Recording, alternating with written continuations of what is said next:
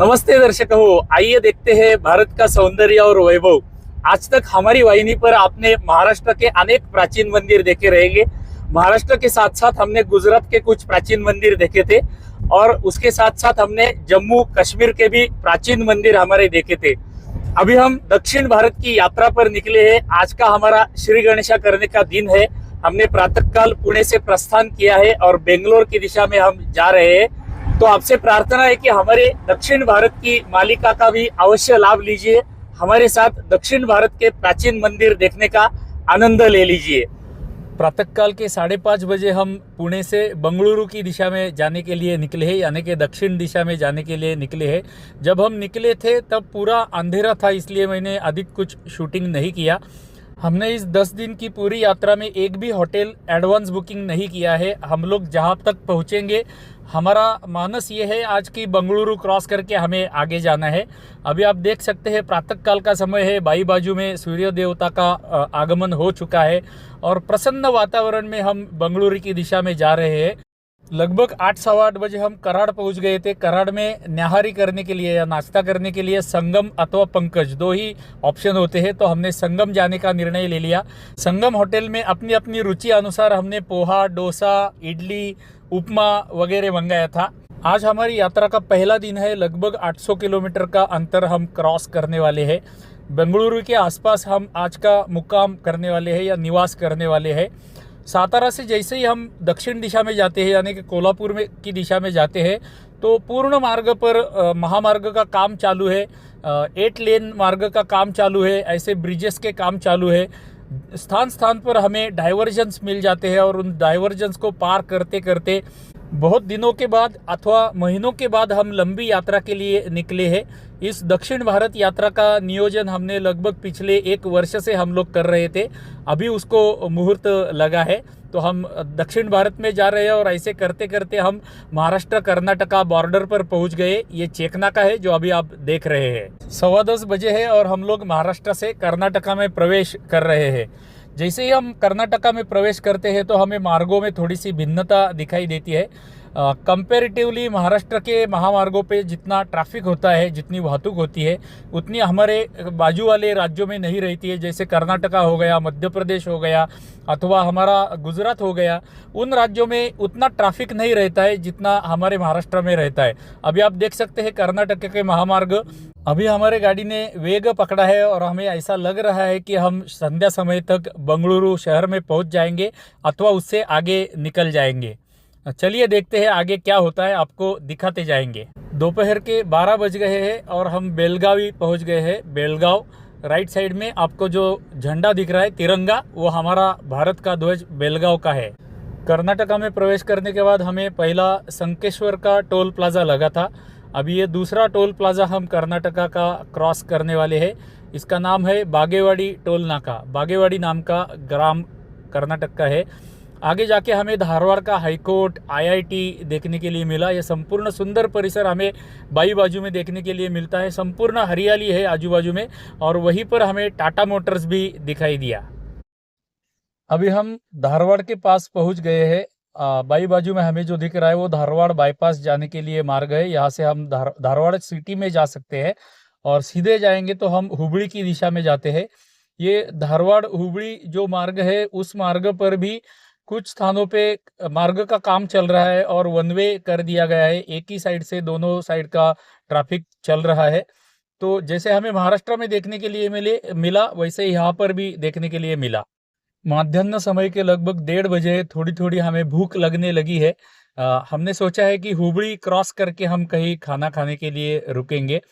अभी आप जो बाई बाजू में दिख रहे हैं, ये हुबली में जाने का मार्ग है। हुबली ग्राम में जाना है तो हमें इस कमान से अंदर जाना पड़ता है जो बाई बाजू में आपको दिख रही है। थोड़ा सा ही आगे जाते ही हुबली के थोड़ा आगे हमें ये साई गणेश नाम का होटल देखने को मिला। हमें शुद्ध शाकाहारी होटल लगते हैं खाना खाने के लिए, क्योंकि हम शुद्ध शाकाहारी लोग हैं। तो ये शुद्ध शाकाहारी साई गणेश में जाके हम अभी खाना खाने वाले हैं। देखते हैं अंदर कैसे खाना मिलता है। इस होटल में प्रवेश करते ही सुंदर दृश्य हमें होटल का दिखता है, अच्छा लगता है। होटल में प्रवेश करते ही हमें सामने ये बैलगाड़ी रखी हुई बाई बाजू में दिखाई देती है। पीछे लोग बैठे हैं, हमारे भाटे काका, भाटे काकू, पूजा, अवधूत सब लोग बैठे हैं। मैं स्पष्ट करना चाहता हूँ कि ये पेड प्रमोशन नहीं है। हम लोग इस होटल में खाना खाने के लिए रुके थे। जो हमें यहाँ पर अच्छा दिखाई दिया और अच्छा लगा वो हम केवल आपको दिखाने वाले हैं। इन गणेश जी का दर्शन लेके हम खाना खाते हैं। इस होटल में हमें 20 से अधिक प्रकार के भात मिल जाते हैं, यानी कि राइस के 20 से अधिक प्रकार इस होटल में उपलब्ध है। ये कर्नाटका में ही संभव है, महाराष्ट्र में ऐसा संभव नहीं होता है। यहाँ पर कर्नाटका होके भी हमें भाकरी वाली सुंदर राइस प्लेट हमें मिली। आप देख सकते हैं राइस प्लेट, इतनी वैरायटी हमें मिली कि हम आनंदित हो गए। सब्जियां 2-3 प्रकार की थी, चटनी, अचार, पापड़, सब कुछ। यहाँ पर खाना खा के हम प्रसन्न हो गए। आप देख सकते हैं प्रसन्न लोगों की मुद्राएं। और फिर से स्मरण दिलाना चाहता हूँ, हमारा कोई भी चलचित्र पेड प्रमोशन नहीं होता है। अभी जो आपने पटल पर थाली देखा वही थाली हमने खाया था। एकदम सस्ता थाली था, 160 रुपए में केवल ये थाली हमें मिला था। मनसोक्त खाना खाकर अभी हम आगे निकल चले हैं। अगला हमारा स्टॉप होगा चाय पीने का। कर्नाटका के महामार्ग एकदम गुड़गुड़ित, तुड़तुड़ित, एकदम सुंदर प्लेन महामार्ग हमें दिखते हैं। प्रसन्नता मिलती है गाड़ी चलाने पर। अभी आपको सामने जो बुर्ज खलीफा जैसा टावर दिख रहा है वो क्या टावर है हमें पता नहीं है। संभवतः आपको चलचित्र में इतना बड़ा नहीं दिखता रहेगा, किंतु प्रत्यक्ष में बहुत बड़ा टावर है ये। सामने महावीर जी की मूर्ति है, भगवान महावीर की। तो हमें लगता है कि जैन समुदाय ने कुछ यहाँ पर बनाया रहेगा। उसके सामने ही हमें वीआरएल कंपनी का एक बड़ा लॉजिस्टिक सेंटर देखने के लिए मिलता है। भारत भर में वीआरएल लॉजिस्टिक के जितने भी बस चलते हैं उनका बड़ा लॉजिस्टिक सेंटर यहाँ पर है। मध्याह्न समय के 3 बजने को आए हैं, हम दावणगिरी के पास पहुंच गए हैं। अभी सामने थोड़ी ही क्षण में दावणगिरी ग्राम आने वाला है, हमें वहां पर रुकना नहीं है। मध्याह्न का खाना खाने के बाद पीछे के रो के सारे लोग सो गए हैं, किंतु पूजा अभी तक सोई नहीं है। आपने भी अब तक निरीक्षण किया रहेगा कि कर्नाटक में महामार्ग पर ज़्यादा ट्रैफिक नहीं होता है, अधिक ट्रैफिक नहीं होता है कंपेरेटिव महाराष्ट्र के आजू बाजू के जो राज्य है, गुजरात, कर्नाटक हो गया या मध्य प्रदेश हो गया, वहां पर इतना ट्रैफिक नहीं होता है। अभी हम दावणगिरी क्रॉस कर रहे हैं। हमें आजू बाजू में नारियल और सुपारी के बहुत बाग देखने के लिए मिले। पता नहीं यहाँ से दरिया या समुंदर बहुत दूर है, फिर भी हमें इस एरिया में सुपारी, नारियल के पेड़ या बाग बहुत देखने के लिए मिले।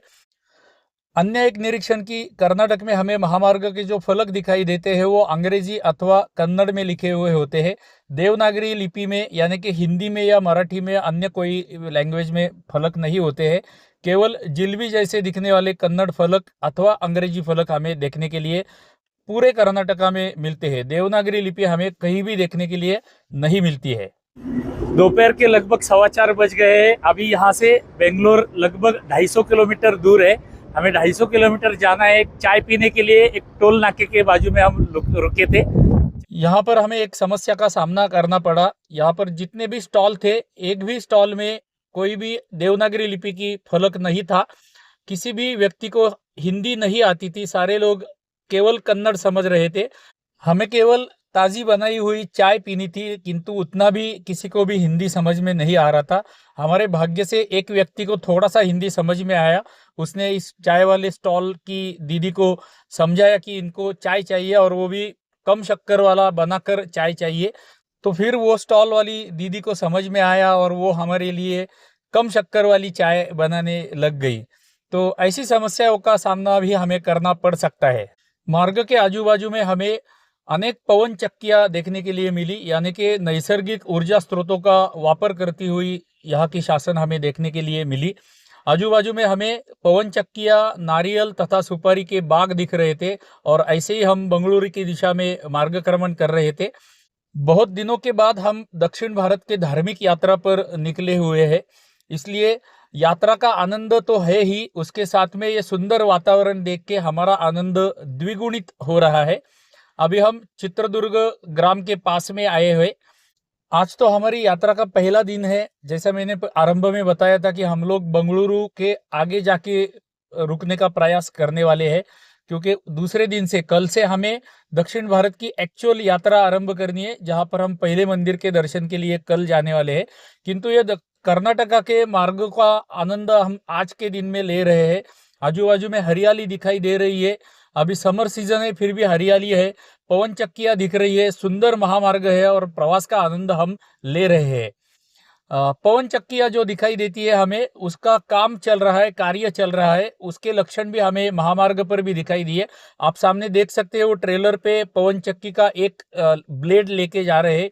इतना लंबा ये ब्लेड है, दूर से हमें पवन चक्की बहुत छोटी दिखती है, किंतु पास में जाके देखते हैं तो अभी आप देख सकते हैं ट्रेलर कितना लंबा है और उसके ऊपर वो ब्लेड रखा हुआ है पवन चक्की का।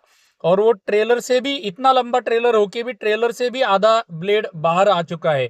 ऐसे हमें इस महामार्ग पर 3 ट्रेलर दिखाई दिए, यानी कि एक पवन चक्की का पूरा सामान हमारे सामने से ट्रेलर लेके जा रहे थे। और ये भी देखने जैसा दृश्य होता है कि कितने लंबे ब्लेड्स उसके होते हैं। ऐसे ही मार्गक्रमण करते करते हम बंगलुरु की दिशा में निकल चले हैं। संध्या समय के 6 बजने को आए हैं। हम अभी हड़ियूर नाम के ग्राम के पास में है। उसके आगे टुमकुर नाम का ग्राम आता है। ये हड़ियूर और टुमकुर ग्राम पास करके आगे हम जाते हैं तो वहां पर हमें टुमकुर के आजू बाजू में भी अनेक नारियल और सुपारी के बाग देखने के लिए मिलते हैं। एक स्मरण मैं आपको देना चाहता हूँ कि हमारी केदारवाणी हिंदी वाहिनी जैसे यूट्यूब पर अवेलेबल है, वैसे ही हमारे संपूर्ण स्वदेशी भारतीय प्लेटफॉर्म्स वर्ल्ड प्रीमियम, अपना ट्यूब, एटो प्ले, जेक्टर, इन स्वदेशी प्लेटफॉर्म पर भी उपलब्ध है। हमारे चलचित्रों का आनंद आप वर्ल्ड प्रीमियम, अपना ट्यूब, एटो प्ले, जेक्टर पर भी ले सकते हैं। ये मैं आपको स्मरण दिलाना चाहता था। संध्या समय से अभी रात्रि का समय होने लगा है। हम बंगलुरु क्रॉस करके थोड़ा आगे जाके कहीं पर रुकने वाले हैं। बंगलुरु शहर में हमें रुकना नहीं है, ग्राम में रुकना नहीं है। बंगलुरु के इलेक्ट्रॉनिक सिटी में हम अभी पहुंच गए हैं। रात के लगभग 9 बजने को आए हैं। हम अभी निवास करने के लिए एक होटल ढूंढ रहे हैं बंगलुरु के इलेक्ट्रॉनिक सिटी में। होसूर रोड पर ढूंढते ढूंढते हमें एक अच्छा होटल देखने के लिए मिला। मयूरी रेसिडेंसी नाम का ये होटल है। यहाँ पर हमने बात की है और हम निवास यहाँ पर करने वाले हैं। हमारी यात्रा का पहला निवास मयूरी रेसिडेंसी में। नया ही होटल है, अच्छा है। मैं अभी ऊपर जाके आपको पहले रूम टूर देता हूँ, फिर हम खाना खाने के लिए जाएंगे और फिर इस चलचित्र की समाप्ति करेंगे। आप रूम देख सकते हैं होटल का। फिर से स्मरण दिलाना चाहता हूँ, ये पेड प्रमोशन नहीं है। हम लोग इस होटल में रुके थे, इसलिए मैं आपको रूम दिखा रहा हूँ। लगभग 2200 रुपए के आसपास हमें ये रूम, 2200 या 2500 रुपए के आसपास ये रूम मिला था। अच्छा खासा नया होटल है और सुंदर रूम। यहाँ का वॉशरूम भी सुंदर स्वच्छ था, नया था और चाय का सामान भी रखा हुआ था। हमें केवल कुछ घंटों के लिए ही यहाँ पर सोना है। प्रातःकाल में जल्दी उठकर हमें अगली यात्रा आरंभ करनी है। हमारी लंबी यात्रा पर हम निकले हैं, किंतु हमारी ऐरावती जो नई हमने महिंद्रा 3XO ली है वो हम लेके नहीं आए हैं। हम Tata Harrier dark edition top and model भाटे साहब का लेके आए हैं।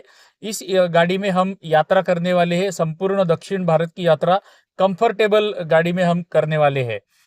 मयूरी रेसिडेंसी होटल के बाजू में ही हमें 2 मदिरालय देखने के लिए मिलते हैं। ये मदिरालय है और उसके बाजू में एक रेस्टोरेंट है। हम ज़्यादा दूर नहीं जाना चाहते थे, अधिक दूर नहीं जाना चाहते थे, क्योंकि हमें जल्दी सोना है। इसलिए हम इसी रेस्टोरेंट में खाना खाने के लिए ऊपर टेरेस में गए। यहाँ पर हमने खाना ऑर्डर किया, खाया और फिर हम रूम में चले गए। तो चलिए रूम में जाते हैं और फिर वहां से रूम से इस चलचित्र की इतिश्री करते हैं। तो दर्शक हो, दक्षिण भारत के हमारे प्रवास के पहले चलचित्र की हम अभी इतिश्री कर रहे हैं, क्योंकि हम प्रातः काल में 3 बजे उठे थे। 5:30 बजे हमारा प्रवास आरंभ किया था। हम पुणे से बेंगलोर आ गए हैं। बेंगलोर से भी थोड़ा आके इलेक्ट्रॉनिक सिटी और होसूर के मध्य में हमने मयूरी होटल में स्टे किया हुआ है। अभी रात के 11 बज गए हैं। हमें प्रातः काल में फिर से जल्दी उठना है। 4:30-5 बजे हमें उठना पड़ेगा, क्योंकि 6 बजे हम निकल रहे हैं यहाँ से। तो ये चलचित्र की इतिश्री हम यही करते हैं। कल का चलचित्र इससे भी आकर्षक होने वाला है, इसका अगला चलचित्र, क्योंकि हम त्रिची में जाके विश्व का सबसे बड़ा हिंदू ऑपरेशनल मंदिर देखने के लिए हम जा रहे हैं। रंगनाथ स्वामी टेम्पल देखने के लिए जा रहे हैं। वो हमें अगले चलचित्र में देखना है। तब तक आपको हमारी नित्य की प्रार्थना तो रहती है कि कृपया हमारे प्रत्येक चलचित्र को लाइक किया कीजिए। एक छोटी सी टिप्पणी प्रत्येक चलचित्र को करते रहिए। यदि आप हमारे चलचित्र संपूर्ण स्वदेशी अपना ट्यूब पर देख रहे हैं या अमेरिकन यूट्यूब पर देख रहे हैं तो हमारी वाहिनी को सब्सक्राइब कर दीजिए। एटो प्ले पर हमारे चलचित्र देख रहे हैं तो हमारी वाहिनी को फॉलो कर दीजिए। ये आपसे हृदयपूर्वक प्रार्थना है। चलिए तो दूसरे चरण में मिलते हैं दक्षिण भारत के। तब तक के लिए आप सभी को धन्यवाद, धन्यवाद, धन्यवाद।